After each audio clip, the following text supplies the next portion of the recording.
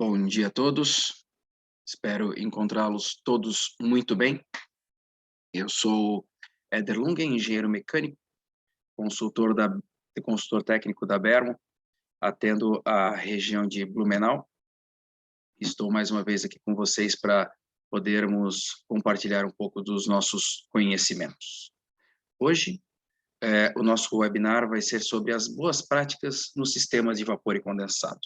Eu já vi que tem muitos participantes aqui que não são da indústria têxtil, né? Esse é voltado mais para a área têxtil, mas a gente sabe que tratando de vapor, tratando de condensado, nós temos inúmeras aplicações semelhantes, muitos casos parecidos, então a gente consegue ter um bom proveito para outros segmentos além do têxtil também, né?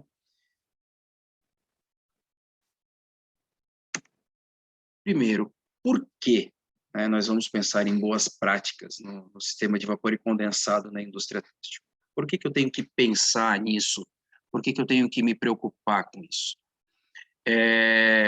Vocês, mais que qualquer um, sabem que a disponibilidade da planta é fundamental para todos os processos. Eu preciso ter minha planta disponível para que ela rode 24 horas por dia, 30 dias por mês, se for necessário, né? Eu tenho as minhas paradas programadas, as minhas manutenções agendadas, e fora isso, eu gostaria, eu tenho interesse em que ela rode o máximo de tempo possível, né? Então, ela tem que rodar e ser confiável, né? Eu tenho que saber que eu vou poder, eu tenho um lote, uma produção, eu vou precisar rodar agora 3 meses a fio, sem nenhuma interrupção, e eu tenho que confiar nesse equipamento, nessa planta, para que ela possa operar.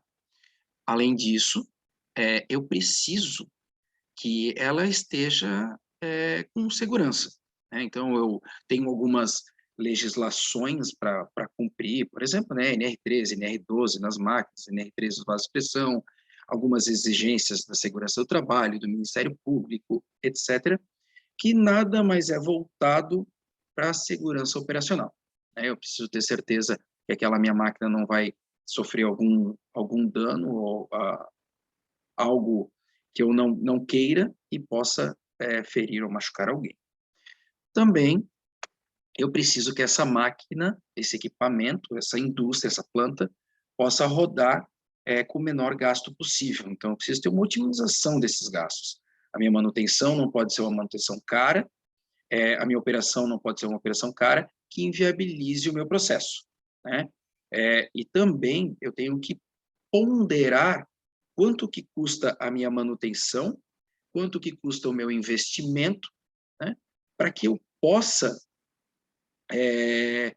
ter uma produtividade maior. Então, vamos supor, eu vou fazer um investimento que vai me custar 70 mil reais. Ok. Quanto é que custa a tua hora da tua empresa parada? Custa 40 mil reais a hora. Tá, então, vamos ver. Em 2 horas da tua empresa parada, tu pagou aquele investimento. Então, será que isso não compensa? Tu vai deixar de parar, ou tu vai deixar de ter o risco de uma parada, porque tu fez um investimento. Então, esse cálculo tem que ser feito. E o resultado disso, com certeza, é a lucratividade, a produtividade da empresa em questão. Nós vamos comentar alguns pontos aqui nesse webinar, que é muito interessante ser complementados com outros que já foram apresentados aqui, até por mim ou por outros colegas, né? Otimização em casa de caldeira, o retorno do condensado.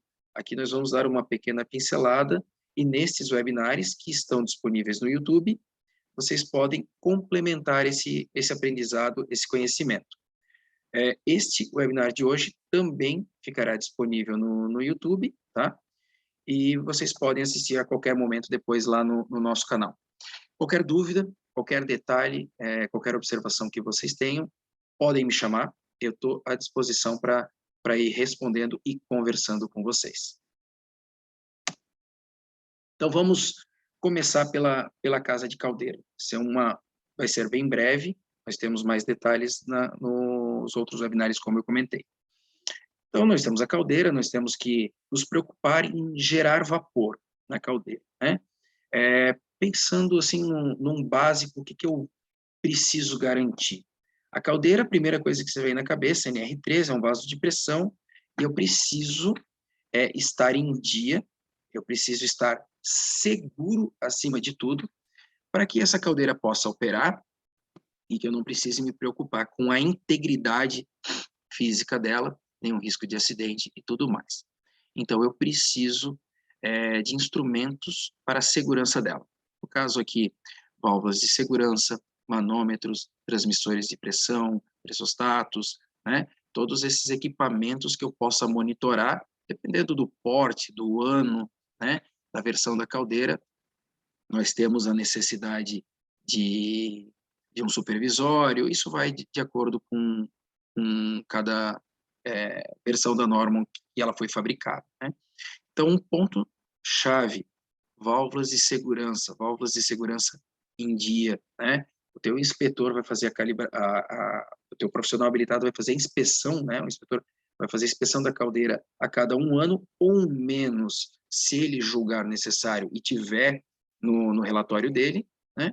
E a cada período que ele fizer a inspeção interna da caldeira, deve ser calibrado as válvulas de segurança e o instrumento de medição de pressão. O que acontece? Nós temos muitos clientes, né? Até recentemente um têxtil que teve a sua operação interrompida por causa de uma calibração, né? Então, mas pô, preciso calibrar todo ano, eu tenho que pagar um inspetor, isso custa caro, depende. Nós vamos, primeiro ponto que nós não conseguimos mensurar é a questão da segurança, da vida. Mas e quanto custou o dia dessa caldeira parada para fazer todos essas exigências que o Ministério Público pediu para eles em cima do laço, né? Então, manter essa parte de segurança em dia. Um outro detalhe importante, válvulas de bloqueio na saída do vapor, né? É importante que você tenha uma válvula que tenha uma boa vedação e que ela seja confiável para você. Se tiver qualquer necessidade, qualquer urgência ou emergência que possa fazer o bloqueio do vapor, né? A caldeira, por si só, ela deve se garantir se eu bloquear a passagem do vapor, e eu, precisando garantir uma segurança, eu fecho essa válvula e isolo qualquer problema que eu tenha, que tenha ocorrido lá na frente da minha linha ou nos meus consumidores. Algumas melhorias, controle de nível proporcional da caldeira. Então, eu tenho meu tanque de condensado, eu estou alimentando a caldeira, e eu tenho hoje um controle on-off, né?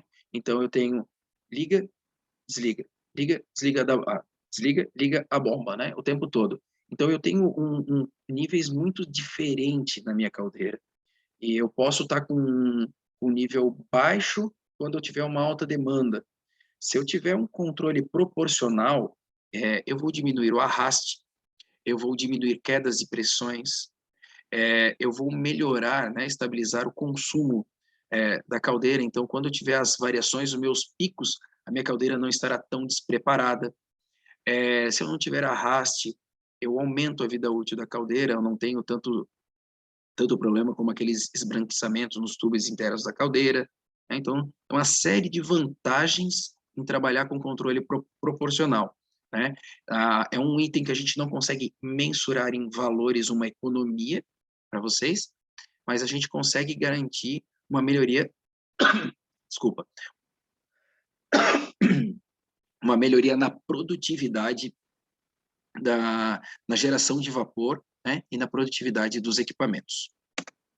Um outro item muito importante, que compete à segurança e ao bom funcionamento, é as bombas. A bomba de alimentação da caldeira, normalmente é um item que também possui redundâncias, mas ela pode trabalhar em conjunto com uma válvula proporcional, ou pode ser uma bomba com inversor, e ela ser proporcional também, e controlar esta modulação da entrada de água da caldeira, né? Essa água é muito interessante, nós vamos comentar mais para frente, essa água de alimentação, que ela possa entrar com a maior temperatura possível, com certeza, limitado à temperatura que a bomba suporta.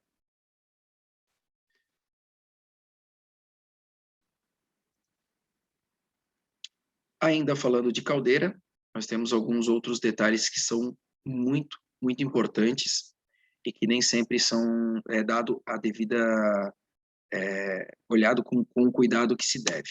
A descarga de fundo da caldeira. Por que eu tenho que dar descarga de fundo da caldeira? Por que eu tenho que cuidar com o tempo que eu dou a descarga, a quantidade de vezes que eu dou a descarga? Isso sempre é trabalhado em conjunto com a pessoa que faz o tratamento químico da caldeira, né?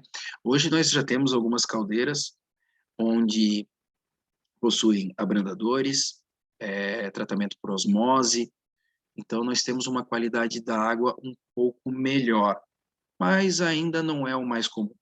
O comum mesmo ainda é tratar o condensado, a água, dentro da própria caldeira.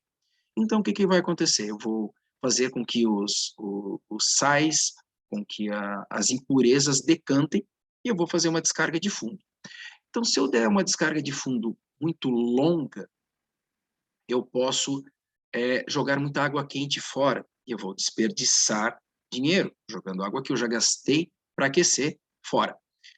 Se eu der uma descarga curta, eu posso não desconcentrar os sais ou não tirar todas as impurezas que eu desejo.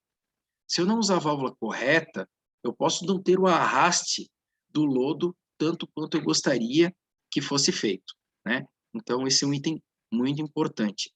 A gente calcular o tempo de abertura, a quantidade de vezes que eu vou abrir essa válvula e o modelo correto da válvula, né? Então, assim, é uma válvula que ela não é para ser trocada o tempo todo, ela é uma válvula que ela tem que ter uma vida útil longa e ela tem que ser muito confiável para vocês. Por quê? Se ela começar a vazar, eu posso esvaziar a caldeira. Usualmente, inclusive a gente recomenda, a maior parte dos fabricantes fazem, bota uma válvula de bloqueio antes, por segurança. Acontece em uma reforma, de ter um eletrodo, uma carepa de solda, alguma coisa, danificar o obturador da válvula. Então, por isso é bom que a gente possa garantir um plano B, caso ela venha danificar.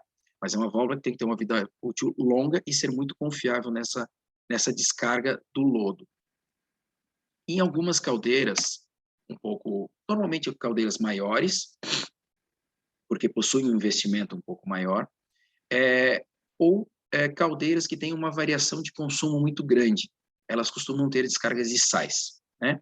Essa descarga de sais, ela pode ser manual, então eu vou fazer um ajuste, mas aí para isso eu preciso ter um resfriador de amostra, onde eu faço diariamente, né, um determinado período, uma coleta dessa amostra, faço uma análise e vejo quanto que eu preciso abrir ou fechar essa válvula para que ela faça o correto descarregamento dos sais.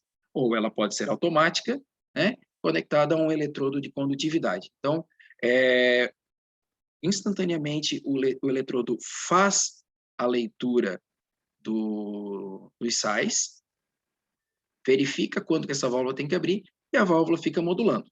Então, eu vou pegar esses sais e vou descarregar.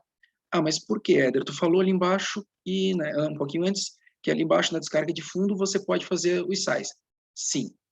Se eu tenho uma caldeira que não tem descarga de sais, eu uso um tratamento químico e faço os sais decantar. Caso eu tenha descarga de sais, eu mudo o tratamento químico e tiro os sais pela superfície, né?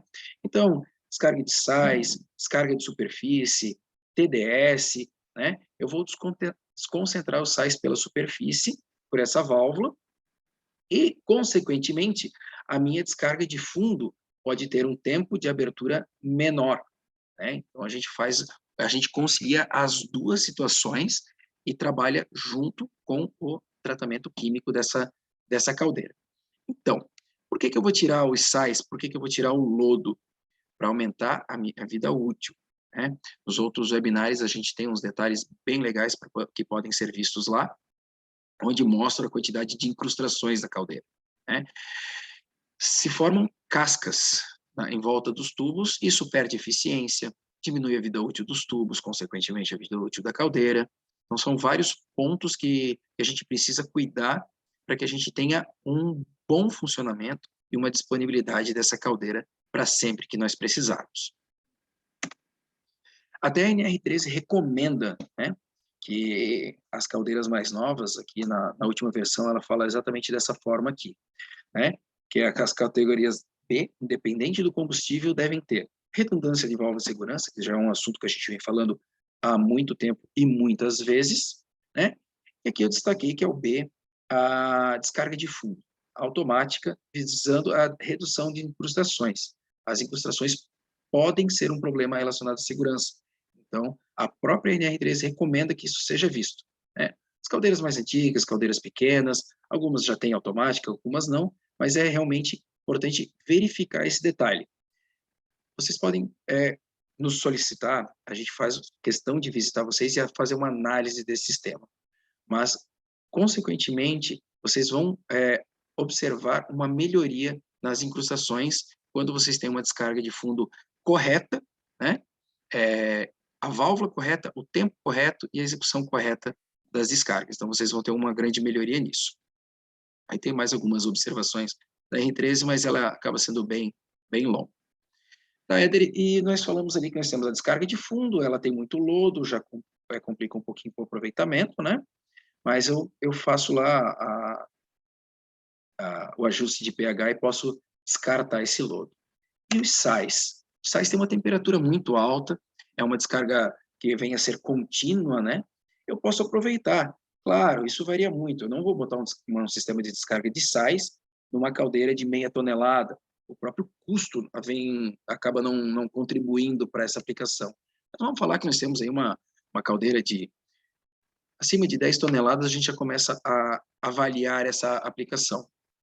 Então, imaginamos que nós temos uma caldeira aí de 20, 30, 40, 60 toneladas, eu tenho uma descarga de sais, eu posso aproveitar o calor desses sais, né? Então, eu jogo essa descarga, né, esse condensado contaminado, concentrado com sais, num tanque flash, reevaporo, porque eu vou reduzir a pressão, né? Imagina que nós temos uma caldeira a 10, 15, 20 bar de pressão, eu vou reduzir essa pressão e vou reevaporar.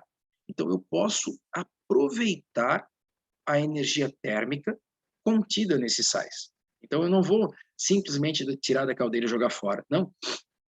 Nós podemos amarrar, nós temos aplicações como essa já aplicada, podemos mostrar para vocês, né? Então, vocês vão aproveitar essa energia. Então, é um investimento que apresenta para vocês um payback, né? Nós vamos ter um retorno dessa aplicação, e que pode, além de contribuir com um bom funcionamento, né, a maior vida útil da caldeira, você ainda tem uma economia financeira. Aí vamos começar para as linhas. Nós temos que cuidar muito com a distribuição do vapor. Eu tenho vários equipamentos, né, principalmente no têxtil nós temos equipamentos que trabalham com pressões muito diferenciadas, então nós temos equipamentos trabalhando com 10 bar, equipamentos trabalhando com 4, equipamentos trabalhando com 2, equipamentos trabalhando com 1,2, com 0,8 em algumas situações. Então, nós temos que ter uma correta distribuição. Então, o que a gente recomenda?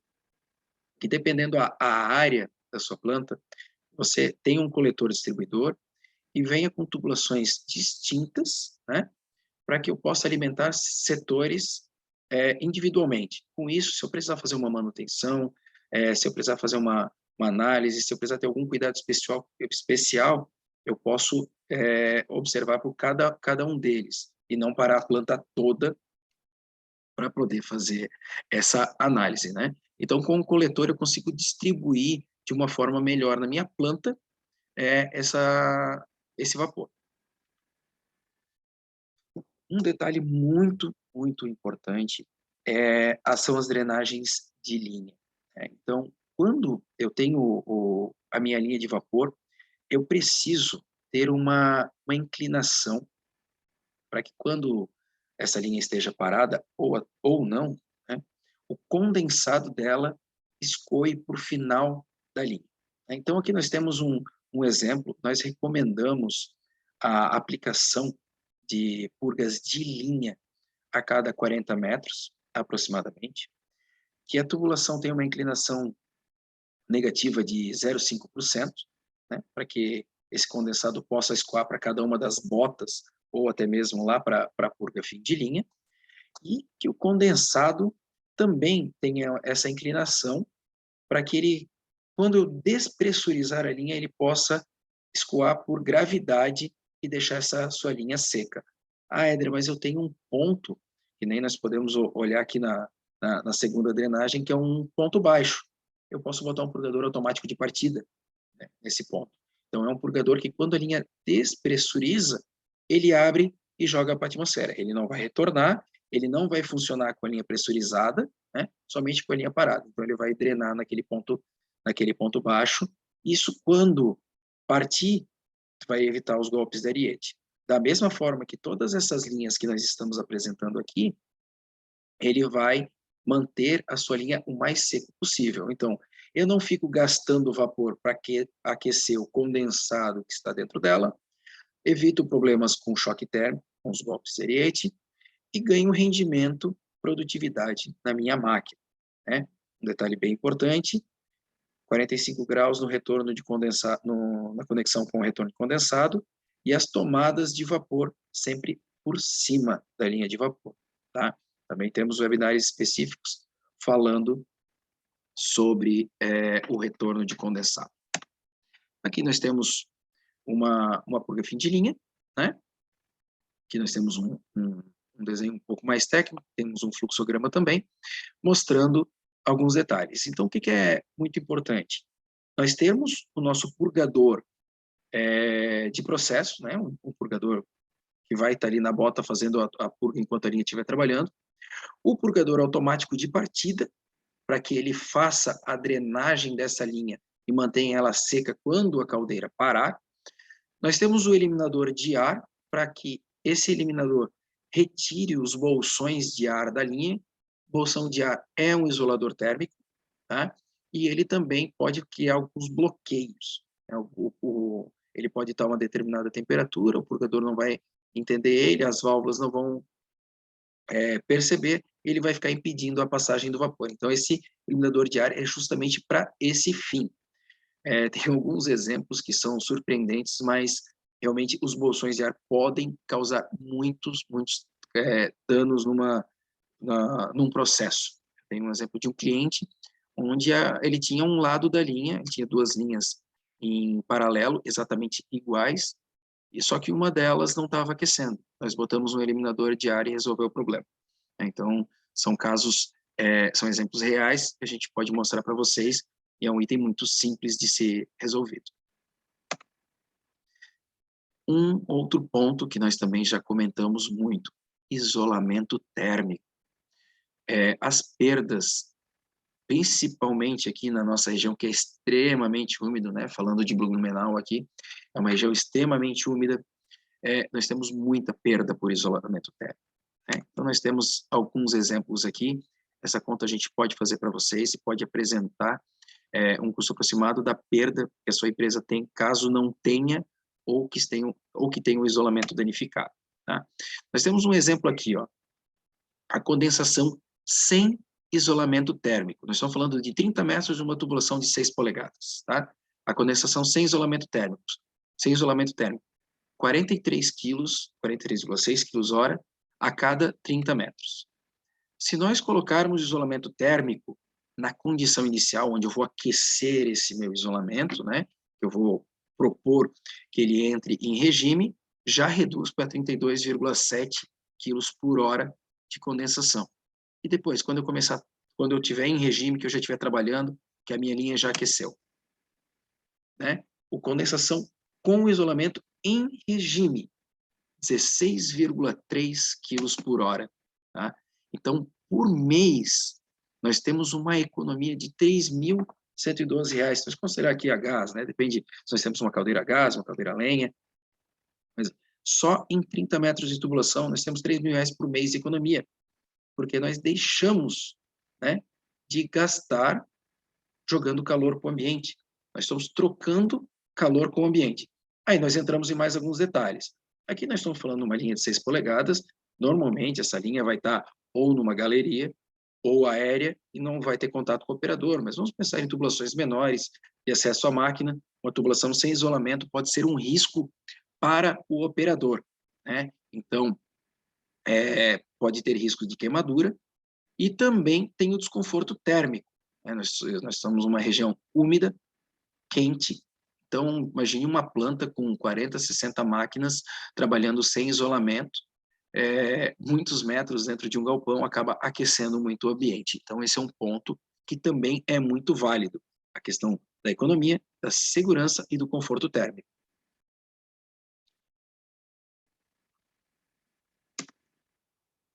Consumo do vapor nos meus equipamentos. Esse é um ponto que a gente considera muito, muito importante, né? Os têxteis possuem muitas máquinas. Eles têm esse diferencial, né? Em relação aos outros fabricantes, por exemplo, nós temos uma papeleira. A papeleira, ela não tem a mesma quantidade de purgadores de pontos de consumo quanto uma indústria têxtil tem. A mesma coisa acontece na madeireira e tudo mais. Nós não temos tantos pontos de consumo, né? Os consumos são maiores, mas são menos pontos. No têxtil, são vários pontos com consumos menores. Aqui nós temos um exemplo de um cliente que tem 391 purgadores, né? Nesse exemplo aqui, numa auditoria energética que nós fizemos, tinha 99 purgadores vazando. Isso apresenta uma perda financeira muito grande, né? Então, a manutenção desses purgadores, ela é muito importante. É fato que a gente tem que cuidar, que a gente mantenha esses purgadores em dia, né? E que a gente faça uma análise frequente. A gente recomenda a cada um ano. Nós temos clientes que fazem com menos tempo, tem clientes que fazem com um pouco mais, mas é interessante que faça esse acompanhamento. É algo que nos apresenta um resultado muito rápido, né? Então, a aplicação, nós estamos falando aqui R$13.000 por mês, né? Então, a gente começa partindo pelos purgadores de maior perda, depois vai seguindo para os outros, mas que faça essa manutenção. Por que fazer essa manutenção dos purgadores? Nós temos a questão do desempenho da máquina. Se esse purgador está vazando, eu não estou aproveitando toda a energia de troca de fase do meu condensado, do meu vapor, né? Não estou aproveitando a energia que o vapor desprende para o equipamento, né? Para o trocador de calor lá na máquina de tingir, se ele está passando o vapor e saindo o vapor. Ele tem que sair condensado. Ele tem que trocar de fase dentro da máquina, para que eu possa fazer o uso desse calor latente, né? Esse calor sensível. Eu preciso fazer o uso desse calor para que eu possa ter um melhor rendimento desse equipamento. Então, a nossa auditoria energética, ela possui também análise de purgadores, mas ela é uma avaliação do sistema. Então, nós vamos olhar e vamos dizer para você, olha, nessa máquina aqui não está legal esse purgador. Se você botar este purgador, você vai ter um rendimento maior, vai reduzir o tempo de máquina. Eu vou direto em clientes para a gente fazer uma análise, Éder, essa minha máquina aqui está aquecendo em tanto tempo, está aquecendo em 1 hora, não está legal, ela deveria aquecer em meia hora, ela deveria aquecer em 15 minutos. Né? Nós já tivemos casos de uma indústria química, onde nós fizemos um levantamento energético lá e fizemos uma melhoria apenas na drenagem de um reator. Nós reduzimos, né, o aquecimento do reator de 8 para 3 horas. Nós ganhamos 5 horas no processo, né? Então, essa avaliação do sistema, ela é muito importante, para que a gente possa, né, ter esse bom funcionamento, né? Vazamentos, né, são um item que a gente precisa falar também, que a gente analisa nas nossas auditorias, porque é uma perda muito grande. Um furinho de 1 milímetro possui uma perda de um ano que chega a ser absurda. Então, esses pequenos detalhes, troca de junta, trocar uma curva que está furada, vai apresentar uma economia muito grande no final de um ano para vocês, né? Então, nós estávamos falando ali do consumo de vapor. Eu preciso fazer uma análise do que a minha máquina precisa. Aqui nós temos o exemplo de uma máquina de tingir, falando sobre a vazão do purgador. Então, eu vou calcular a capacidade da máquina, eu vou ver essa relação de banho que ela precisa, qual é o diferencial de temperatura que o meu cliente quer, quantos graus ele quer aquecer por minuto, e vou calcular. Vou fazer esse dimensionamento, né? Aqui nós temos o exemplo de uma máquina de 1.200 quilos com uma relação de banho de 1 para 11, ou seja, eu preciso de 11 litros de água para cada quilo de malha. Então, aqui eu vou ver qual é a quantidade de água que eu preciso aquecer. Ele tem o vapor a 4 bar, né, que eu tenho o calor latente dele, 503,7, e eu quero 2 graus por minuto. Então, quanto tempo, qual é a vazão de vapor que eu preciso para fazer esse aquecimento? Eu preciso de 3.144 quilos-horas. Ok, tá bom. Então, eu vou dimensionar um purgador, normalmente a gente considera 1,5 vezes a capacidade dele, ou também tem o nosso aplicativo MyVolve para fazer esse dimensionamento. A gente pode fornecer para você, também está disponível no nosso site. Eu mesmo posso fazer a nossa equipe, né, pode fazer esse dimensionamento para ver qual é o melhor purgador, né? Então, eu preciso garantir que esse purgador tenha o modelo correto, né? Aqui na foto nós temos um purgador de boia, eu tenho purgadores termostáticos, eu tenho purgador termodinâmico, eu tenho purgador bimetálico. Então, eu preciso fazer uma análise do melhor purgador para aquela aplicação.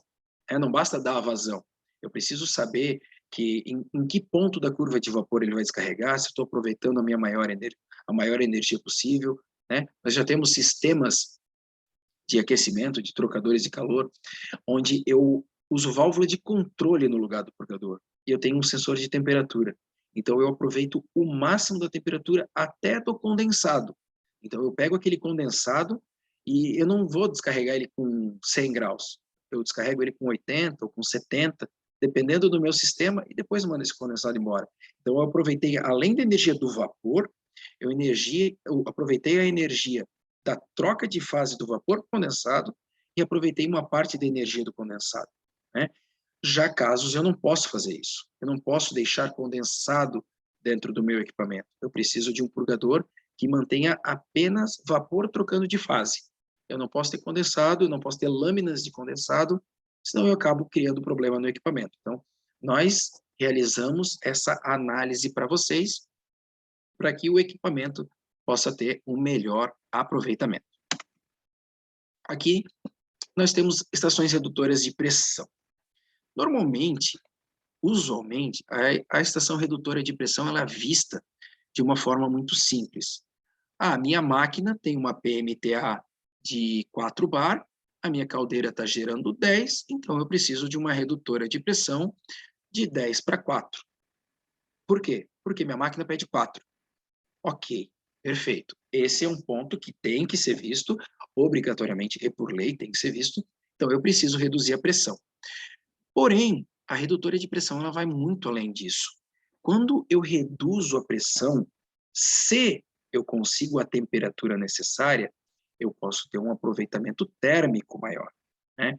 Então, a minha estação redutora, ela tem que estar preparada usualmente com válvulas de segurança para proteção do equipamento, calibrada, ajustada, verificada, né, para que eu possa garantir a integridade dos meus equipamentos depois, né, isso por uma questão de segurança operacional, segurança do equipamento, segurança, né, de quem está em volta, da planta em geral, mas também eu tenho alguns detalhes bem importantes. Se eu tenho um vapor a 10 bar, eu tenho um calor latente de 478 kcal por quilo de vapor e um calor sensível de 185. Porém, se eu tiver a possibilidade de reduzir esse vapor para 2 bar, né, vamos pensar no seguinte, eu tenho um vaporizador, eu tenho um secador, eu tenho algum equipamento onde uma temperatura de 183 graus me atende, né? Eu tenho que analisar isso, eu preciso cuidar com a temperatura final, eu não posso dizer assim, eu quero aquecer a água, eu quero aquecer um determinado produto, né, o ar a 160 graus, não, então eu não posso usar 2 bar, então eu tenho que ter esse cuidado e preciso ainda garantir um diferencial de temperatura do meu vapor, o fluido a ser aquecido. Mas pensamos que sim, que eu tenho um equipamento lá que eu quero, sei lá, 90 graus, eu tenho um vapor a 133, atende. Ok, eu posso reduzir para 2 bar, né? Eu vou com 10 bar, o mais próximo possível daquele consumidor, para que eu possa ter um rendimento maior, né, um volume maior de vapor no menor diâmetro de tubulação, então eu economizo também com com estrutura, com tubo, com isolamento e tudo mais. Então, eu chego com 10 bar mais próximo do equipamento, e lá eu boto uma estação redutora, uma válvula redutora de pressão. Para quê? Para que eu possa ter um calor latente maior, tá? Então, eu vou ter um aproveitamento térmico maior, eu vou conseguir reduzir, eu vou economizar vapor. Então, vamos imaginar que eu tenho um equipamento que precisa de 275 mil kcal por hora. Se eu tiver vapor a 10 bar, né, eu vou consumir 574,95 quilos por hora de vapor. 10 bar de pressão por uma energia de 275 mil kcal. Se eu tiver a possibilidade de reduzir essa pressão para 2 bar, lembrando a questão da temperatura, eu vou ter um consumo de 532 quilos por hora. Dessa forma, eu economizei 43 quilos por hora de vapor. Né? Por hora eu vou economizar 43 quilos. Então, 43 quilos hora é um número baixo, ok? Mas contempla isso por mês, por ano, por muitos anos, né? As tinturarias que nós temos já tem um histórico muito longo. Então, compara a economia que isso pode ser gerada ao longo de anos. Mas vamos mais longe. Quantas máquinas nós temos que nós podemos fazer esse tipo de aplicação? Nós estamos falando de 7% de economia, né? Então, calcula que esse 7% distribui para todas as máquinas que têm esse potencial, né? Claro, as máquinas de tingir, nós já falamos sempre de trabalhar aí na casa dos 4 bar de pressão, já tem essa redução por causa da PMTA da máquina, do trocador de calor, né? Mas calcula 60 máquinas de tingir, a diferença de valor que seria de 10 para 4, né? Então, já tem todo esse cálculo a ser feito. Depois, nós temos mais alguns pontos que são muito relevantes, né, nas indústrias têxteis. Vaporizador. Eu tenho vários pontos de injeção de vapor, né, para o tratamento da malha, que eu tenho que cuidar. Eu tenho que ter uma determinada temperatura e uma determinada umidade. Eu preciso cuidar das válvulas que estão alimentando, né? Os transmissores que estão lendo essas informações. Eu preciso calibrar isso com frequência, eu preciso cuidar disso com muita frequência. Por quê? Se eu deixar passar pouco vapor, eu vou perder a qualidade da minha malha, do meu tecido. Se eu passar muito vapor, também posso perder a qualidade, mas eu vou acabar criando um desperdício. Eu vou ter uma condensação muito grande, vai começar a pingar dentro do vaporizador, vai começar a danificar a malha, umedecer a malha demais, ter uma temperatura elevada e jogar vapor fora, né? Então, esse vapor que eu estou jogando a mais é desperdício, né? E o vaporizador é um ponto em questão que é certeiro que você vai ter válvulas redutoras de pressão. Normalmente, há duas. Tem uma redutora principal, que vai alimentar a maior parte do consumo do vaporizador, e uma secundária para uma pressão menor, que vai estar, normalmente a primeira reduz para 1,2, 1,8, depende do vaporizador, depende do processo, e uma segunda menor, reduzindo para 0,8, para um consumo mais baixo, né? Então, o vaporizador possui purgadores para o aquecimento dos radiadores, então preciso desse cuidado. Preciso saber que esses purgadores estão trabalhando de uma forma correta para não perder vapor, para não travar fechado, onde eu vou perder a temperatura, então eu não vou aquecer o ar de recirculação, consequentemente começa a gotejar, e também as válvulas que estão injetando vapor direto. Secadores. Os secadores possuem muitos campos. O secador, eu preciso ter cuidado do modelo do purgador que eu estou utilizando e a capacidade desses purgadores. Se eu tiver um purgador passando direto, já temos aquele assunto que nós falamos antes, eu não tenho a troca de fase, né, do condensado. Aí eu vou criar um monte de problema depois lá no meu tanque de condensado, uma rede de condensado com uma temperatura elevada, né? Nós temos vários exemplos sobre isso. Mas eu preciso cuidar com a entrada de vapor, preciso ter um correto dimensionamento dos purgadores e a certeza que eles estão funcionando. Senão, os campos não vão ter as temperaturas desejadas. Normalmente, a malha entra molhada, eu começo a aquecer, no meio do trocador de calor eu tenho, vamos chutar algumas temperaturas, depende muito de cada cliente, de cada processo, mas eu entro ali tendendo a querer 140 graus no primeiro campo, depois lá no meio, nos campos centrais, eu vou ter 170, e depois eu caio de novo ali para um 130, né? Então, eu tenho uma rampa de aquecimento. Então, eu preciso garantir que esses cilindros consigam acompanhar, né, cada uma dessas temperaturas, para que eu não danifique a malha e que eu tenha uma qualidade final da forma que eu desejo. Então, no têxtil, a gente precisa cuidar muito com essa questão do bom funcionamento para a gente atingir as temperaturas desejadas. Funciona aqui muito semelhante aos campos das ramas quando a gente alimenta com óleo térmico, né? Então, aqui também é muito semelhante esse funcionamento. Aqui nós temos as máquinas de tingir. Nós usamos antes lá quando nós falamos sobre dimensionamento, né, dos purgadores.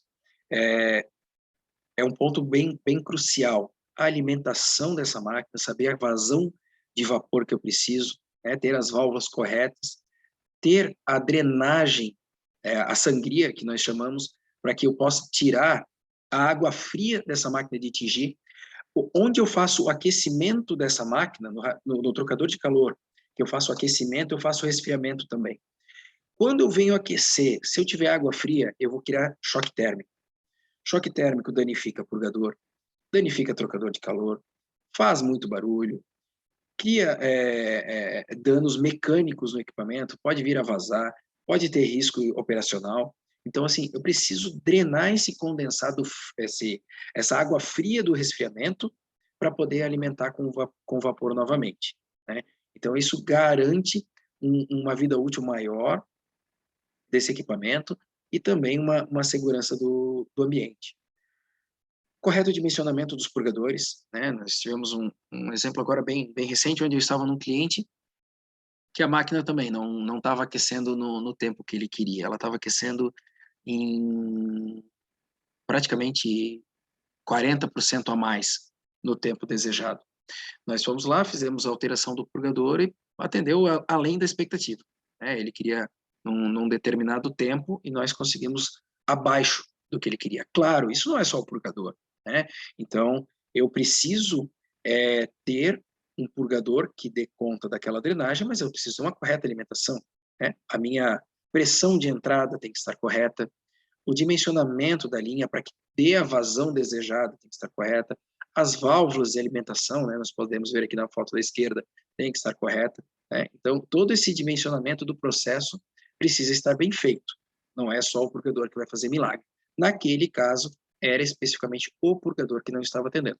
Resolvido, funcionando além do que o cliente desejava. Tem uma frase que já é quase padrão em todas as nossas apresentações, né? A cada 6 graus de incremento da temperatura, eu economizo 1% de consumo de combustível, né? Então, o que isso significa? Recuperação de energia.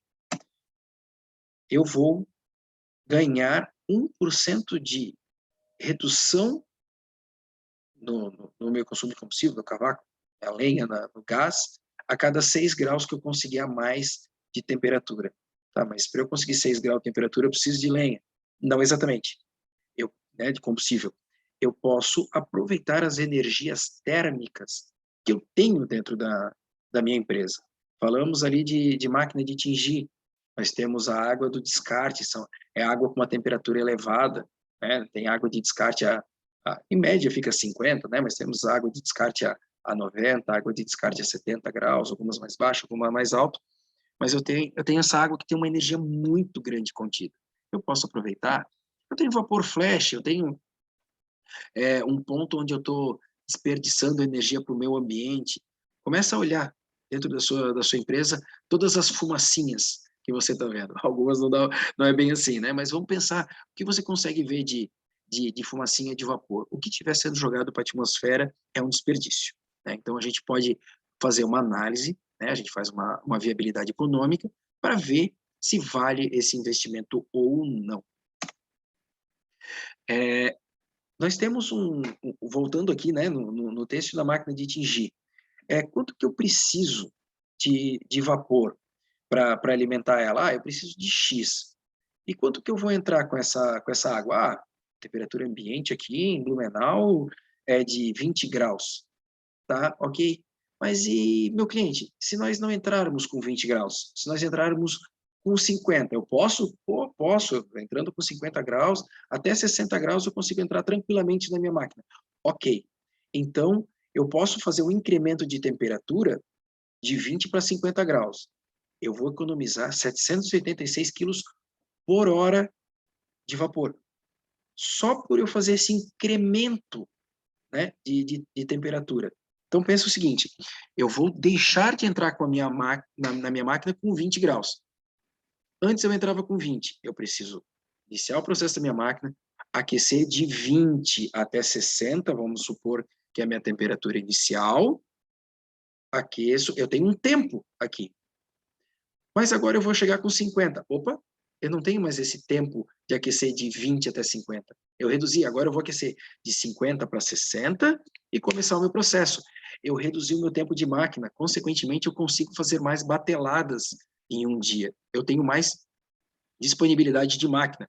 Então, vamos pensar que aquela minha máquina fazia X, agora eu consigo fazer X mais 30%, né? Ou a gente faz os cálculos ali para vocês, de quanto que você vai ter a mais de máquina disponível. Então, isso tudo é um cálculo. Eu comentei antes daquele reator numa indústria química, onde nós reduzimos o tempo de aquecimento de 8 para 3 horas. Isso é muito expressivo. Normalmente não é um número tão alto, por isso que eu uso ele como exemplo, porque ele fica muito gritante, né? Mas conseguimos. Então, realmente é um rendimento bem alto, e na máquina, nos equipamentos, na máquina de dirigir, a gente pode calcular isso. Voltando, nós temos a recuperação de energia, vou deixar de gastar 786 quilos por hora. Maravilha. Como é que eu vou economizar isso? Um exemplo. Comentei antes que nós temos o descarte da água de tingimento, que está a uma temperatura elevada. Nós temos um trocador de calor específico para esse fim, nós denominamos ele de free flow. São trocadores de calor, conforme pode ser visto na placa do meio, com canais de 12 milímetros. Tem os dimensionamentos, nós temos com 12, temos com 8, mas ele não tem contato, né? As placas não possuem contato uma com a outra onde passa o efluente. O efluente ele é muito contaminado com sujidades, principalmente aquelas felpas do algodão, aquele pó do algodão. E se ele tiver um ponto de contato, ele começa a se depositar um sobre o outro e vira uma bola, né? Então acaba entupindo o trocador de calor. Por isso que o nosso não tem ponto de contato onde passa o efluente. Com isso, evita esse problema de entupimento. Nós temos inúmeros exemplos para apresentar para vocês de clientes que não abriram o trocador de calor ainda com 5, com 8 anos trabalhando, que não precisaram abrir por entupimento, tá? Eles fazem a retrolavagem. Nós temos clientes fazendo a retrolavagem menos de uma vez por ano, sem perder rendimento, né? Então, essa retrolavagem ela pode ser programada, ela pode ser manual, ela pode ser por perda de carga, ela pode ser por tempo de uso, né? Então, existe uma série de maneiras de ser feito, mas ainda assim ele não precisa fazer, ele não tem essa incomodação. Então, beleza, nós temos um trocador com diferencial, que eu já falei para vocês que não vai dar dor de cabeça, que não vai incomodar, e ele vai pegar essa água quente que está saindo do processo dele, passar por esse trocador de calor e pré-aquecer a água de entrada. Então, aquele exemplo que eu falei para vocês lá, onde o cliente precisa de 60 graus lá na máquina, e ele está deixando de entrar com 20 para entrar com 50, é real. Né? Nós temos alguns clientes já com essa aplicação, nós temos alguns clientes instalando esse sistema hoje, né? Onde ele vai ganhar no tempo de máquina e também vai deixar de gastar vapor, vai deixar de gastar combustível lá na caldeira dele, sendo que ele vai ter uma água disponível com uma temperatura mais elevada. Né? Nós temos webinars bem interessantes, especiais para essa questão de recuperação de energia do tratamento de efluente, que pode dar um auxílio bem grande para vocês, e a gente está à disposição, pode chamar para a gente analisar isso aí para vocês. Mas a economia, ela é muito certa, né? Então, aqui nós temos um exemplo dessa aplicação, né? Um detalhe importante que eu não mencionei antes, quando eu jogo esse efluente quente, quando eu descarto esse efluente quente, eu sou obrigado a deixar ele com uma temperatura inferior a 38 graus, quando eu tenho um tratamento de efluente com bacteriológico, porque acima de 38 eu mato as bactérias. Começa a dar mau cheiro, o tratamento não é efetivo, tem uma série de fatores. Então, eu preciso reduzir. Então, perfeito, temos, além do tempo de máquina, além da redução do vapor, eu ainda tenho a questão do meio ambiente para ser considerado.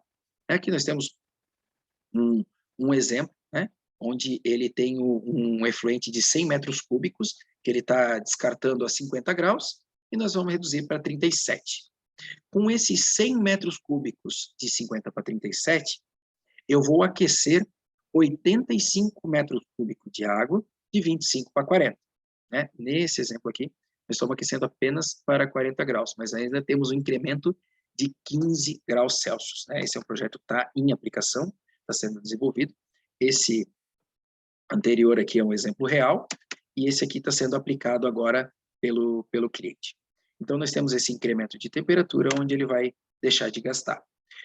Nesse cliente específico aqui, nós temos uma economia, né, um payback estimado, se ele rodar da forma que nós projetamos esse sistema. Tá? Se nós rodarmos desta maneira, nós vamos ter um payback estimado de mais de R$40 mil. Tá?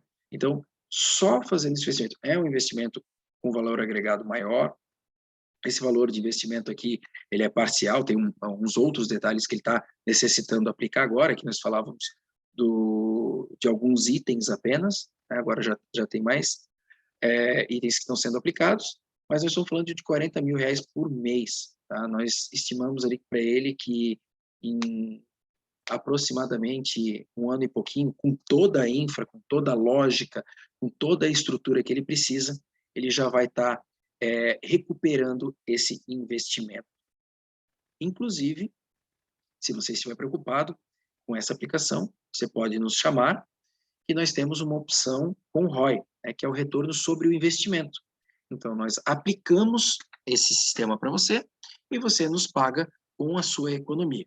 Pode nos chamar, que a gente tem essa opção também, que a gente garante esse funcionamento e garante essa economia, se você garantir os dados de processo. Um outro ponto, né, que eu falei até antes, aquelas fumacinhas que a gente está vendo na empresa, é o desperdício do vapor flash.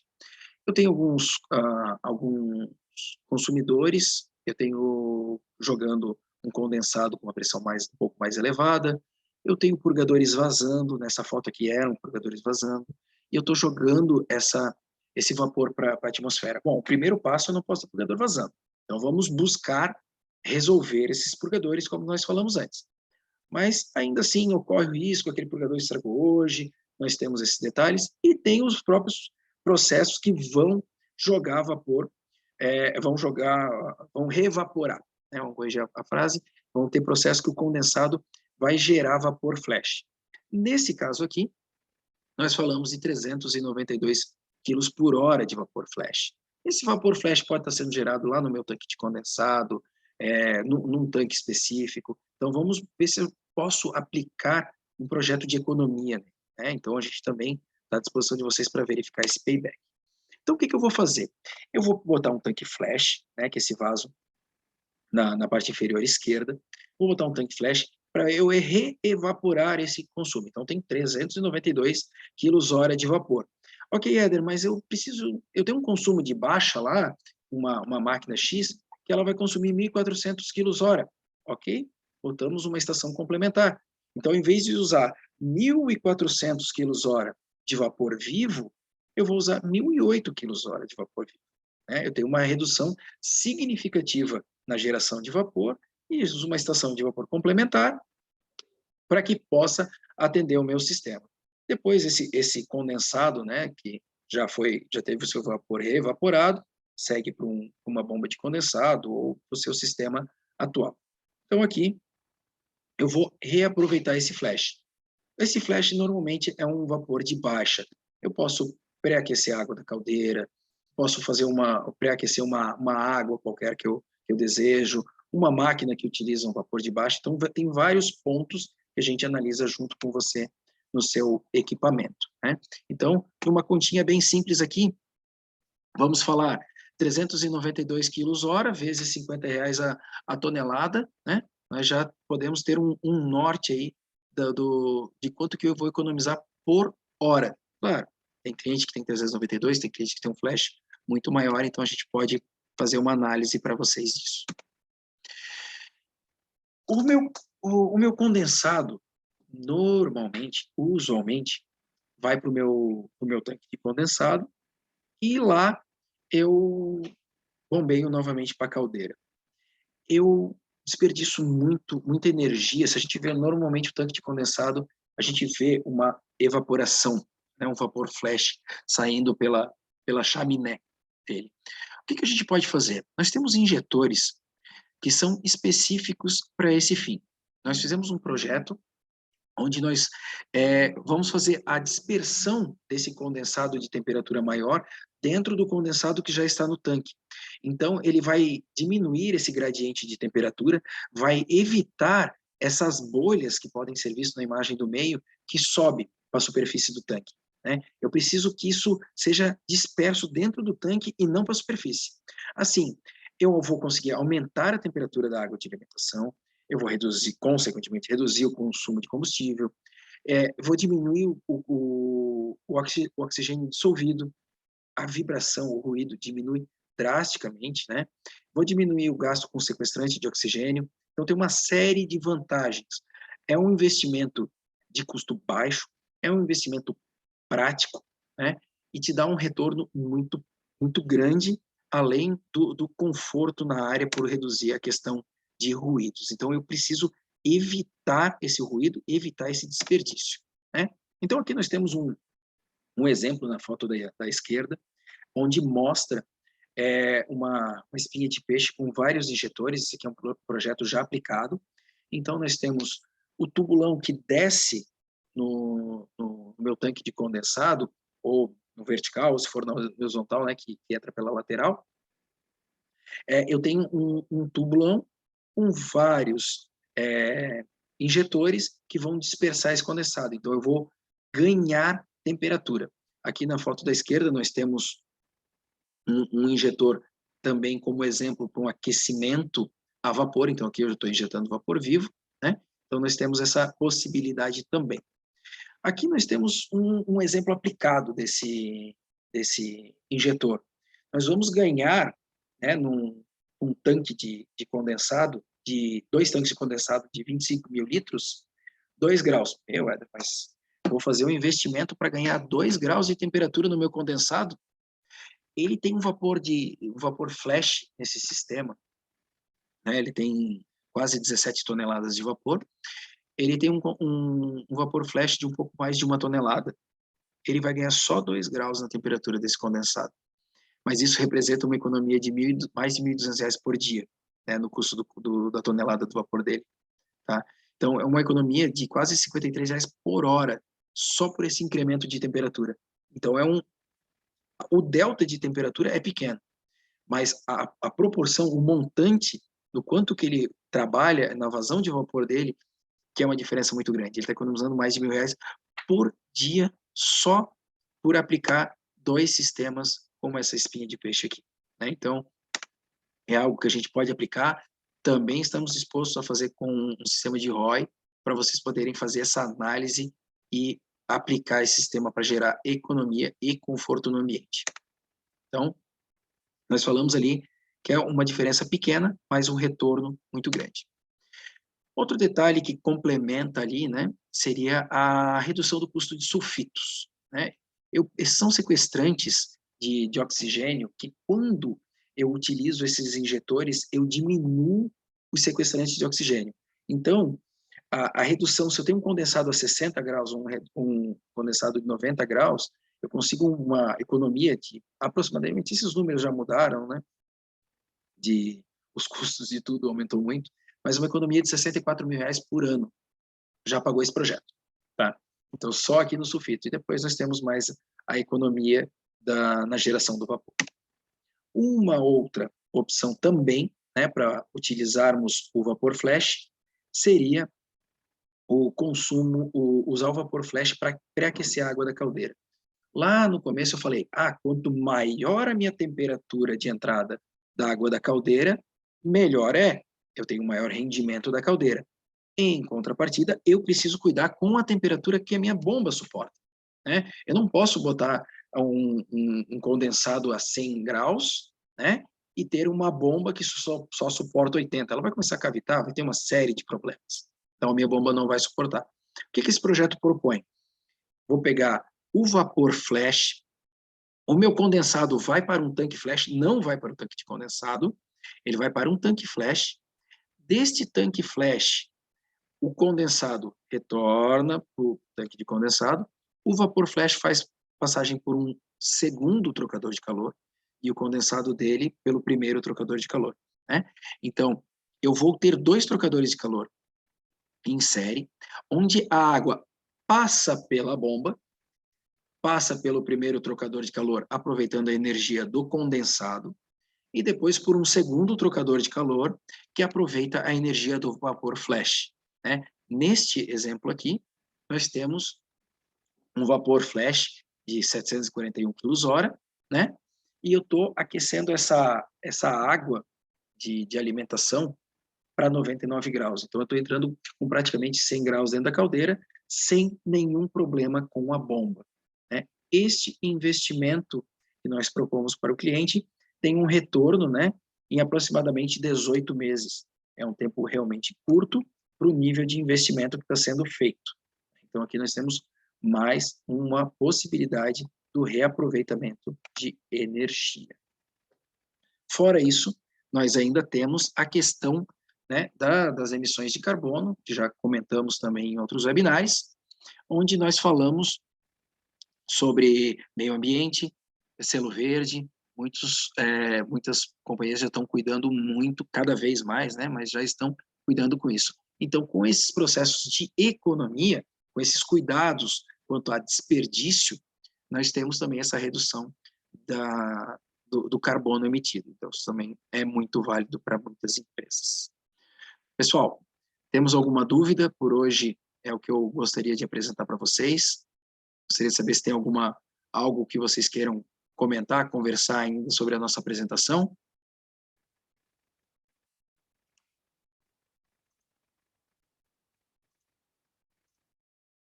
Qualquer coisa, eu estou à disposição. Aqui tem o meu celular, tem o meu WhatsApp, né? Tem o meu e-mail também. Fiquem à vontade para fazer contato conosco, né? A nossa equipe inteira está à disposição, o representante, o consultor técnico da sua área, a nossa engenharia, nós estamos às ordens de vocês.